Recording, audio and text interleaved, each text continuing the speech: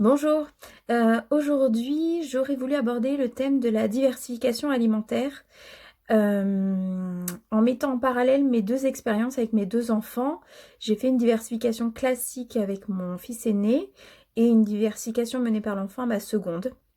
Et je voulais vous parler, vous raconter un petit peu des différences que j'avais pu noter entre les deux méthodes et donc avec mes deux enfants. Évidemment, il s'agit de mon expérience à moi, qui n'est pas forcément transposable à toutes les familles, mais ça peut donner des pistes et des idées à vous, parents de jeunes enfants, qui s'interrogeaient sur cette thématique-là. Euh, Tout d'abord, Matt. Donc Matt, il va avoir 8 ans, là, le 14 mai. Il a été allaité 6 semaines. Ça a été très compliqué, très difficile. J'ai eu beaucoup de crevasses. C'était un petit poids. J'avais repris la pilule très tôt. J'ai voulu introduire des biberons. J'ai tiré mon lait. Il a eu une sucette. Enfin, à peu près tout ce qu'il ne faut pas faire, entre guillemets, pour réussir un allaitement, je l'ai fait. Et résultat, ma production lactée a diminué de plus en plus jusqu'à ce qu'à 6 semaines, j'ai assez de lait pour le nourrir exclusivement. Donc on est passé au mixte, c'est-à-dire j'essayais de tirer, mais c'était pas très réussi. Et là, la galère a commencé parce qu'en fait, il était totalement désorienté. Euh, il prenait peut-être 15 biberons différents sur une journée. Des fois, c'était 20 millilitres, des fois, c'était 90, des fois, c'était 120, des fois... Enfin voilà, c'était totalement anarchique. On était complètement perdus. Donc, quand il a eu 4 mois, on s'est empressé de commencer la diversification alimentaire parce qu'à cette époque-là, on, on recommandait de commencer à diversifier à 4 mois. Donc, à 4 mois, dans le transat, un bavoir, un petit pot de carottes baby bio et en avant Guingamp. Ça, il n'a pas apprécié plus que ça. Mais on a persisté avec cette pression de il faut qu'il mange, il faut qu'il mange, il faut qu'il mange, parce qu'il mangeait pas beaucoup et il n'était pas épais. Donc il fallait absolument qu'il mange. On est rentré dans un système un peu vicieux, j'ai envie de dire, parce que en fait, on l'occupait pour qu'il mange, c'est-à-dire qu'on détournait son attention de l'alimentation pour qu'il puisse avaler la nourriture. Et je me suis vue l'installer devant la télé, les dessins animés, à lui enfourner des cuillères de purée dans la bouche pour qu'il finisse son repas. Voilà. Donc voilà, ça a été notre expérience de la diversification classique avec Matt.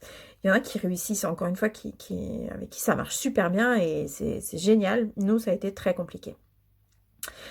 Aujourd'hui, donc il a 8 ans. Il mange bien en quantité, même si pendant plusieurs années, jusqu'à ses 6-7 ans à peu près, c'était un petit moineau, il picorait un peu, il mangeait pas beaucoup. Là, ça y est, il a dû faire une poussée de croissance et c'est parti. Par contre, niveau motricité fine, il a beaucoup de mal à tenir sa fourchette et son couteau, à se servir des deux en même temps. Voilà, on voit que c'est un peu compliqué pour lui. Euh, il aime beaucoup manger avec les doigts, enfin, parce que c'est plus pratique pour lui. Il le dit, hein, c'est plus pratique. Voilà.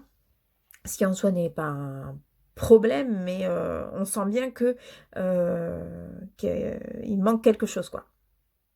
Il a manqué quelque chose au niveau motricité qui fait qu'aujourd'hui, il a du mal à utiliser ses couverts. Aline. Alors, Aline, elle a été allaitée exclusivement pendant 34 mois.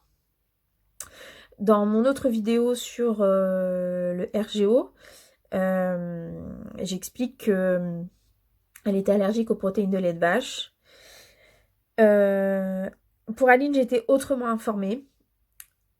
Elle était allaitée exclusivement, ça se passait bien.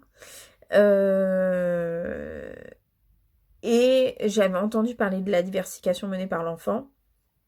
Donc si tu ne sais pas ce que c'est, je t'invite à aller voir la vidéo que j'ai faite avec Sandy, qui explique un peu les grands principes de la diversification alimentaire, enfin menée par l'enfant, pardon. Donc j'ai voulu tester avec Aline. J'ai attendu qu'elle tienne bien assise dans sa chaise, qu'elle s'intéresse à ce qu'on mangeait, et ça a été facile tout de suite. Tout de suite, elle a super bien mangé, elle goûtait à tout. Alors je sais que l'allaitement a beaucoup aidé puisque du coup elle avait déjà une variété de goût par mon lait que son frère n'avait pas eu, enfin juste 6 semaines, mais il a plus été au biberon qu'à l'été finalement. Donc elle avait une appétence sur les goûts nouveaux, enfin sans aucun problème contrairement à son frère. Euh, et puis, niveau motricité, du coup, elle a été actrice de son alimentation depuis toujours. Hein, j'ai jamais nourri Aline finalement à part lui proposer le sein ou lui proposer de la nourriture. Elle s'est très vite débrouillée tout de suite. La pince fine, elle l'a acquise très tôt. Enfin, j'ai des photos d'elle à 11 mois où elle tient son stylo comme ça. Bon, clairement, je pense que la DME, ça a été une grande aide. Ça a été une réussite. Et aujourd'hui, donc elle a 5 ans, elle mange de tout. Si moi j'ai un truc nouveau dans mon assiette, elle y goûte sans aucun problème. Alors des fois elle aime pas et c'est ok. Son frère lui, il va même pas essayer de le goûter. Hein. Euh, elle va goûter tout de suite. Elle mange pas beaucoup de quantité, mais par contre, à la différence de son frère, elle mange plutôt en fractionné. Elle mange un petit peu le matin, elle va redemander à manger vers 11 h, elle va manger un petit peu le midi, comme elle a mangé à 11 h.